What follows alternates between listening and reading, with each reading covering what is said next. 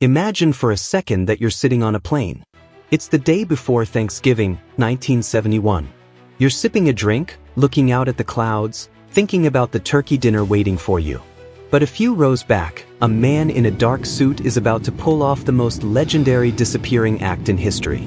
He didn't just rob a bank or steal a car. He hijacked a Boeing 727, demanded $200,000, and then, in the middle of a freezing storm, he jumped out of the back of the plane into total darkness. He vanished. No body, no parachute, no trace. 50 years later, we still don't know who he was. This is the mystery of D.B. Cooper. It all started on a drizzly Wednesday afternoon at the Portland International Airport. A man walking with a calm, businesslike stride approached the Northwest Orient Airlines counter. He looked like any other businessman of the era, mid-40s, wearing a dark suit, a white shirt, a thin black tie, and a black raincoat. He carried a briefcase and a gentle, unremarkable expression. He used the name Dan Cooper to buy a one-way ticket to Seattle.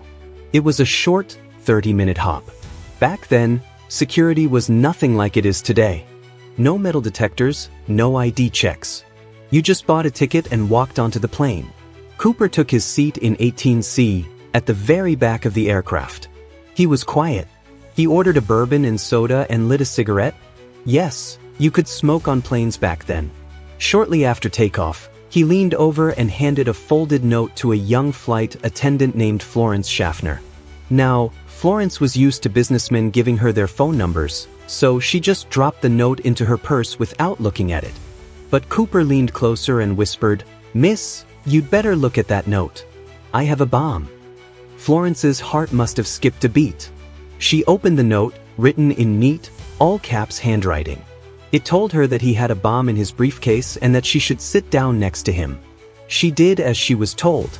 To prove he wasn't bluffing, Cooper cracked open his briefcase just enough for her to see a mass of wires, a battery, and 8 red cylinders that looked exactly like sticks of dynamite. He was calm, almost polite. He wasn't screaming or waving a gun. He was a professional. His demands were simple: $200,000 in negotiable American currency, which is about $1.5 million today, 4 parachutes, and a fuel truck standing by in Seattle to refuel the plane. He wanted the money in a knapsack. Florence went to the cockpit to tell the pilots, and the next few hours became a tense waiting game. The pilot, William Scott, contacted air traffic control, who contacted the FBI. While the authorities scrambled to get the cash and the parachutes together, the plane circled Seattle for 2 hours. Up in the air, the passengers had no idea what was happening. The pilot told them there was a minor mechanical delay. Cooper, meanwhile, sat in the back, sipping his drink and chatting with Florence. She later said he wasn't mean or cruel. He even tried to tip her. He knew the terrain below them. He recognized Tacoma from the air. He seemed like a man who knew exactly where he was. When the plane finally landed in Seattle, it was dark and raining. Cooper allowed all 36 passengers and 2 flight attendants to leave the plane in exchange for the money and the parachutes. The FBI had provided him with 10,000 $20 bills, all with recorded serial numbers. They hoped he would spend the money and they could track him down. But Cooper was smart. He ordered the remaining crew, the pilots and 1 flight attendant, to stay on board. He told them the new destination, Mexico City. He gave specific instructions. He wanted the plane to fly as slow as possible, about 180 miles per hour, at an altitude of only 10,000 feet. He wanted the landing gear down and the wing flaps set at 15 degrees. He also demanded that the cabin remain unpressurized. The pilots knew this was a dangerous way to fly a jet, but they had no choice. At 7:40 p.m., the Boeing 727 took off again into a brutal storm. Somewhere over the rugged, forest-thick mountains of Washington state, the crew felt a sudden pressure change in the cabin. A warning light flashed in the cockpit. The rear stairs had been lowered. This specific model of plane had a staircase that dropped down from the tail. The pilot radioed through the intercom, "Everything okay back there?" Cooper's voice came back short and final, "No." That was the last word anyone ever heard from Dan Cooper. The pilots landed safely in Reno, Nevada, a few hours later, with the rear stairs still dragging on the tarmac. When the FBI stormed the plane, they found nothing. Cooper was gone. His tie, a mother-of-pearl tie clip, and 2 of the 4 parachutes were left behind. But the man and the money had vanished into the freezing, rainy night. The search that followed was one of the biggest in American history. Thousands of soldiers, FBI agents, and volunteers combed the woods of the Pacific Northwest. They looked for a body, a scrap of silk from a parachute, or a single $20 bill. They found nothing. The area where he jumped was a nightmare of dense forest, deep ravines, and freezing rivers. Most experts thought he couldn't have survived.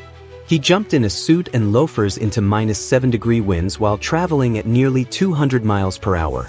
It was a suicide jump. But then, in 1980, nearly 9 years later, a young boy named Brian Ingram was camping with his family on the banks of the Columbia River.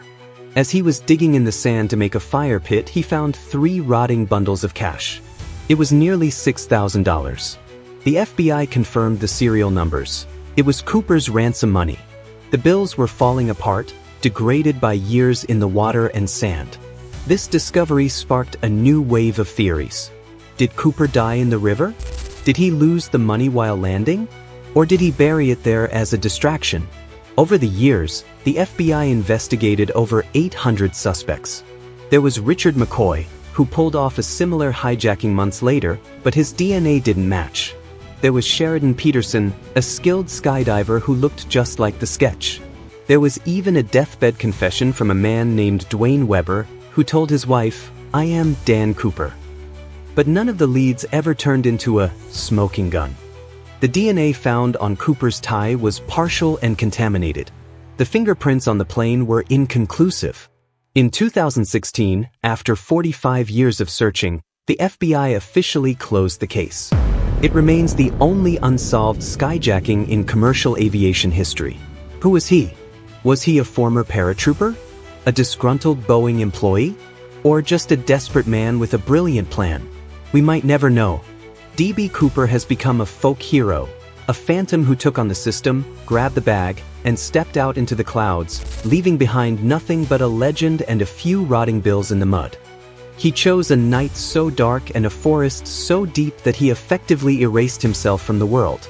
Whether he's buried under 40 years of pine needles or spent the rest of his life sipping cocktails on a beach in South America, he achieved the impossible. He got away. So the case ended. I'm sorry if you're traumatized.